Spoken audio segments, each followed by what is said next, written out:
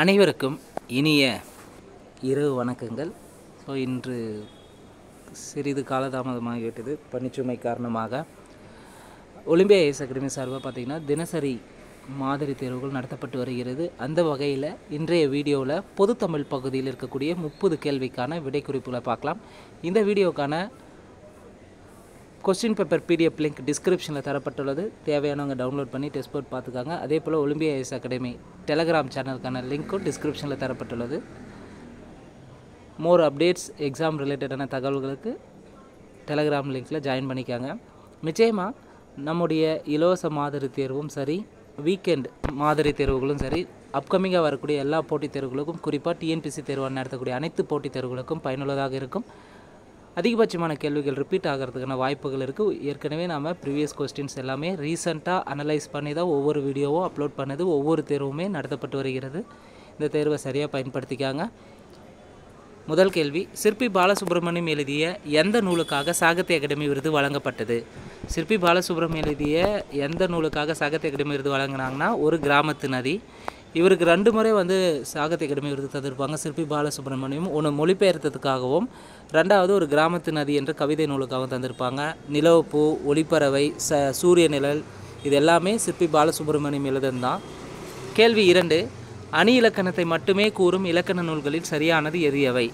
அணி இலக்கணத்தை மட்டுமே கூறும் இலக்கண நூல்கள்னால் தண்டி அலங்காரம், மாறன் அலங்காரம், குவளை ஆனந்தம். இது அணி இலக்கணத்தை மட்டுமே சொல்லக்கூடிய 3 நூல்கள். தொல்காப்பியம் அணி இலக்கணத்தையும் குறிப்பிட்டிருக்கோம். ஆனால் இங்கே கேள்வி என்ன? அணி இலக்கணத்தை மட்டுமே கூறும் இலக்கண நூல்களில் சரியானது தண்டி, மாறன், குவளை ஆனந்தம். சரியானுடைய ஆப்ஷன் சி. கேள்வி 3, வசன நடை கைவந்த வல்லாளர் என்று புகழப்படுபவர் யார்? வசன நடை கைவந்த வல்லாளர் என்று புகழப்படுபவர் ஆறுமுக நாவலர். கேள்வி 4, பாண்டியன் நெடுஞ்செழியனை பாட்டுடை தலைவனாக கொண்டு மதுரை கணக்காயனார் மகனார் நக்கீரர் எழுதிய நூல் எது? பாண்டியன் நெடுஞ்செழியனை பாட்டுடை தலைவனாக கொண்டு மதுரை கணக்காயனார் மகனார் நக்கீரர் எழுதிய நூல் நெடுநல்வாடை. கேள்வி 5, தமிழின் முதல் நாவல் எது? பிரதாப முதலியார் சரித்திரம். ஆசிரியர் மாயூரம் வேதநாயகம் பிள்ளை. கேள்வி 6, திராவிட சாஸ்திரி என்று அழைக்கப்படுபவர் யார்? திராவிட சாஸ்திரி என்று அழைக்கப்படுபவர் பரிதிமார் கலைஞர். பரிதிமார் கலைஞரை திராவிட சாஸ்திரி என்று அழைத்தவர் சி.வை. தாமோதரனார். கேள்வி 7, அன்பும் அறனும் உடைத்தாயின் இல்வாழ்க்கை பண்பும் பயனும் அது.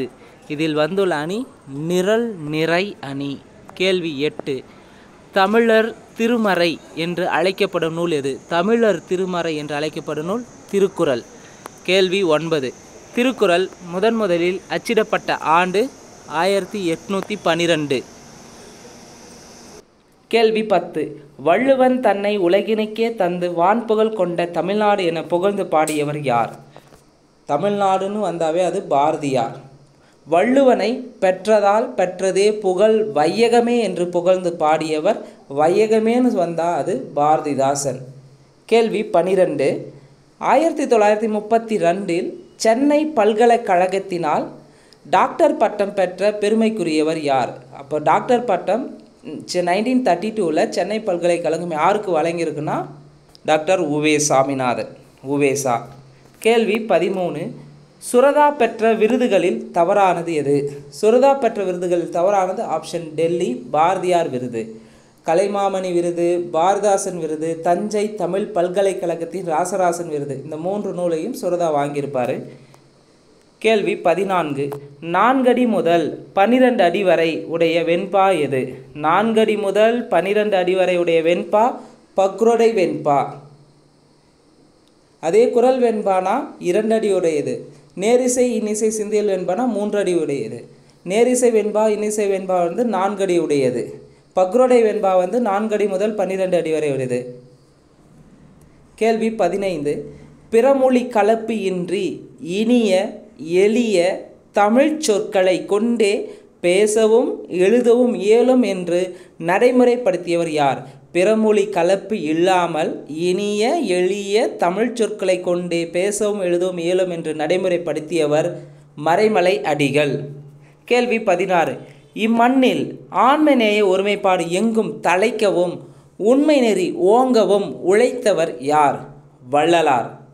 கேள்வி 17, பாடல் வைப்பு முறையில் பாடல் எண்ணிற்கு ஏற்ப திணைகள் வரிசையாக வைத்து தொகுக்கப்பட்ட நூல் எது? அகநானூறு. கேள்வி 18. சமூக சீர்திருத்தங்களில் ஈடுபாடு கொண்டு சடங்குகள் இல்லாத திருமண விழாக்களை முன்னின்று நடத்தியவர் யார்? சமூக சீர்திருத்தங்களில் ஈடுபாடு கொண்டு சடங்குகள் இல்லாத திருமண விழாக்களை முன்னின்று நடத்தியவர் சோமசுந்தர பாரதியார். கேள்வி 19. புரட்சி காப்பியம் என்று அழைக்கப்படும் நூல் எது? சிலப்பதிகாரம். கேள்வி 20. தொல்காப்பியம் நூல் முழுமைக்கும் உரை எழுதியவர் யார்? இளம்பூரணர். கேள்வி 21. பின்வரும் கூற்றுகளில் சரியானது எது எவை? காதை சிலப்பதிகாரம் மணிமேகலை சரி. சருக்கம் என்பது சூளாமணி பாரதம் இடம்பெற்றிருக்கும் சரி. இளம்பகம் சீவக சிந்தாமணி. படலம் கந்தபுராயணம் கந்தபுராணம் கம்பராமாயணம் சரி. காண்டம் சிலப்பதிகாரம் கம்பராமாயணம். அப்போ இது அனைத்துமே சரி. கேள்வி 22. வீரத்தாய் என்ற நூலை எழுதியவர் யார்? வீரத்தாய் நூலை எழுதியவர் பாரதிதாசன். கேள்வி 23. எப்பொருள் யார் யார் வாய் கேட்பினும் அப்பொருள் மெய்ப்பொருள் காண்பது அறிவு. இதில் பயின்று வந்துள்ள அணி என்ன? எப்பொருள் யார் யார் வாய் கேட்பினும் அப்பொருள் மெய்ப்பொருள் காண்பது அறிவு. இதில் பயின்று வந்துள்ள அணி சொற்பொருள் பின்வரும் நிலையணி. கேள்வி 24. பிண்டம் என்பதன் பொருள் என்ன? பிண்டம்னா வரி என்று பொருள். கேள்வி 25. ஜார்ஜ் ஹெல் ஹார்ட் The 400 Songs of War and Wisdom and Anthology of Poems from Classical Tamil தி புறநானூறு என்னும் தலைப்பில் ஆங்கிலத்தில் மொழிபெயர்த்த ஆண்டு. புறநானூரை இந்த தலைப்பில் The 400 Songs of War and Wisdom and Anthology of Poems from Classical Tamil தி புறநானூறு என்னும் தலைப்பில் ஆங்கிலத்தில் மொழிபெயர்த்த ஆண்டு 1999. மொழிபெயர்த்தவர் ஜார்ஜ் ஹெல் ஹார்ட். கேள்வி 26. உருவக காப்பியம் எது? உருவக காப்பியம் என்று அழைக்கப்படுவது ரச்சனை யாத்திரகம். கேள்வி 27. பொருந்தாதது எது? பேகன்னா பொதினிமலை சரி. பாரினா பரம்புமலை சரி. ஆயினா புதியமலை சரி. காரி கொல்லிமலையான்னு பார்த்தீங்கன்னா கொல்லிமலை வராது. ஓரி தான் கொல்லிமலை வருவா. ஓரி கொல்லிமலை.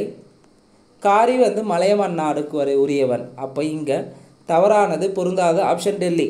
கேள்வி 28. அரிமடமும் சான்றோர் கனி என்று கூறும் நூல் எது? அரிமடமும் சான்றோர் கனி என்று கூறும் நூல் பழமொழி 400. ஆசிரியர் முன்றுரை அரையனார். கேள்வி 29. தமிழ் இமயம் என்று தமிழ் அறிஞர்களால் போற்றப்பட்டவர். தமிழ் இமயம் என்று தமிழ் அறிஞர்களால் போற்றப்பட்டவர் வா சுபமாணிக்கம். கேள்வி 30. சென்னை இலக்கிய சங்கம் உருவான ஆண்டு. சென்னை இலக்கிய சங்கம் எப்போ உருவாக்குனாங்கன்னா 1812 தான். திருக்குறள் முதல் அச்சிடப்பட்ட ஆண்டு 1812.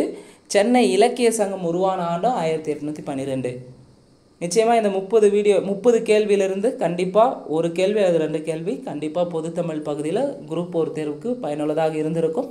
இந்த வீடியோ உங்களுக்கு பிடிச்சிருந்தால் லைக் பண்ணுங்கள், கமெண்ட் பண்ணுங்கள். மறக்காமல் டிஎன்பிஎஸ்சி எக்ஸாமுக்கு ப்ரிப்பேர் பண்ணுறவங்க ஃப்ரெண்ட்ஸ்க்கு ஷேர் பண்ணுங்கள். நன்றி, வணக்கம்.